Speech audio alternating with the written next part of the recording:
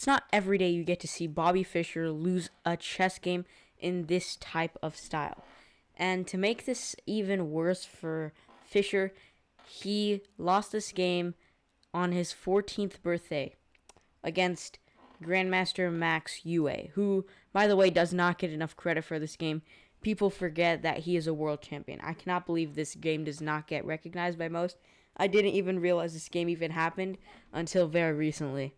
Okay, so Max with the black pieces goes d4. Bobby goes knight f6. So it's an Indian game. But there's many transpositions because this looks like an English opening where white plays c4 and e6. Transposition basically means that you play an opening, but it arrives in the same position as a different opening, if you get what I mean. So takes on d5, takes on d5. And before I said that this looked like an English, but now it's not an English because there's no c-pawn, this more looks like a Queen's Gambit declined. And yeah, bishop b4. So we see both of these knights are being pinned. e3, h6, kicking out the bishop. Bishop goes back. c5. c5 is a very common move against d4. It's just using a flank pawn to strike at the center. It's generally not good to take on c5. If you take on c5, bishop takes back. And even I think if you take on c5, this c5 pawn is a permanent weakness for white because you get your central pawn out and black can just castle and it's not great. And you can also take on c3 as black and double up these pawns. And these pawns, doubled pawns in the endgame, are horrible. Absolutely horrible. So you never take on c5 if you're playing d4 as white unless you're going to win some sort of material. Bishop d3, knight c6. So, of course, bishop d3 block the queen's vision off this d4 pawn. Bobby takes advantage of that by developing a piece with tempo. Because now if Max does nothing, then of course he's going to lose his d4 pawn. So he reinforces it with knight e2. And not to mention he also reinforces this knight. But of course, if you take like this, you're not taking with the knight, you're taking with the b pawn. So takes on d4, and castles. Castles by both sides, bishop e6, bishop c2. This is a very common maneuver, and it's a very nice maneuver. Because what bishop c2 aims to do is place this queen on d3 and go for some sort of checkmating attack. Right now, that knight is covering that square. But, of course, you do not go to b1 because that would be undeveloping the bishop one square next to where it started. And not to mention, that would basically disconnect these rooks, which is very bad. Bishop e7 goes to unpin this knight.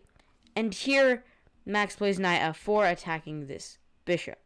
Queen to b6. Queen to b6 puts pressure on everything, but believe it or not, as good as this move may seem, this is a blunder by Fischer.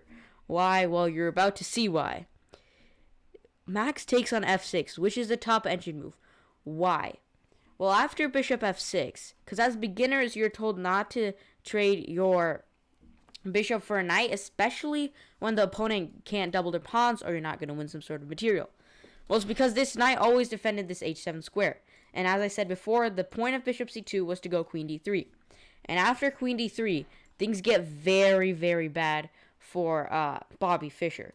Because you cannot play g6. Because if you play g6, you can take on g6, which is a possibility. But more importantly, after g6, you can just take on e6. And taking back is horrible. If you take back, it's literally mate. I think it's just mate here. Because bishop g7, queen, and then you get your rooks in the game. It will be horrible for the black king. So that's why you can't play g6. Because I'm going to take on e6, and then this g6 pawn will be hanging. So how else do you defend this? Well, you can't really protect this h7 square. Because if you try to play this, then obviously I take.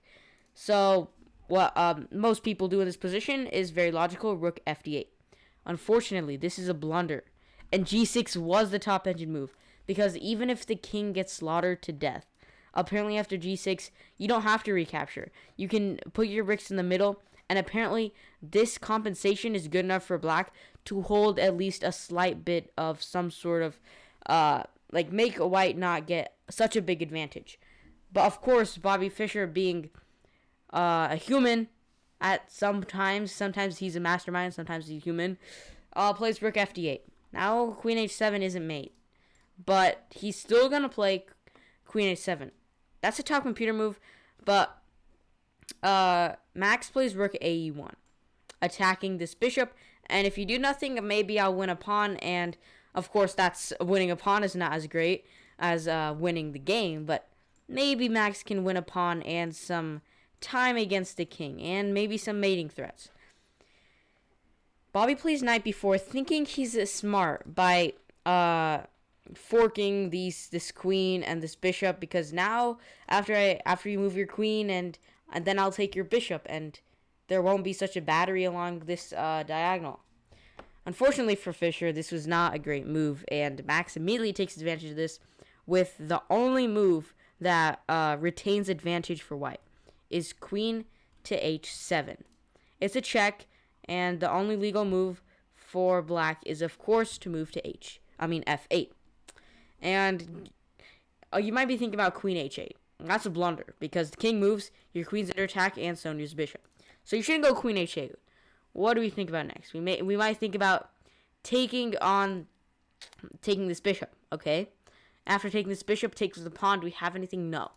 This is kind of like an instructive lesson. So you look at forcing moves, and what Max plays here is a3, because he's setting up a trap.